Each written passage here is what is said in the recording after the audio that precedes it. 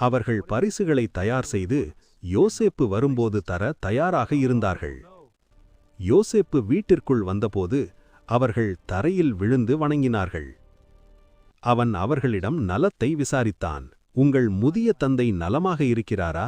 இன்னும் உயிரோடிருக்கிறாரா? அவர்கள் பதிலளித்தார்கள், உங்கள் தாசனாகிய எங்கள் தந்தை நலமாக இருக்கிறார், இன்னும் உயிரோடிருக்கிறார். பின்னர் யோசேப்பு தன் தம்பியான பென்யமீனை கண்டான். அவன் மனம் உருகியது. இவன்தானா நீங்கள் சொல்லிய இளைய சகோதரன் என்று கேட்டான்.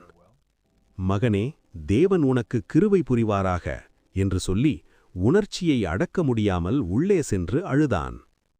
அவன் முகத்தை கழுவிக்கொண்டு வெளியே வந்து தன்னை அடக்கிக் கொண்டான். விருந்து பரிமாறப்பட்டது.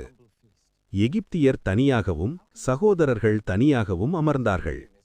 அவர்கள் வயதுக்கேற்ப வரிசையாக அமர்த்தப்பட்டபோது ஒருவரையொருவர் ஆச்சரியமாக பார்த்தார்கள்.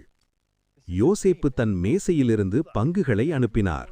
ஆனால் பென்யமீனுக்கு கொடுக்கப்பட்ட பங்கு மற்றவர்களை விட 5 மடங்கு அதிகமாக இருந்தது.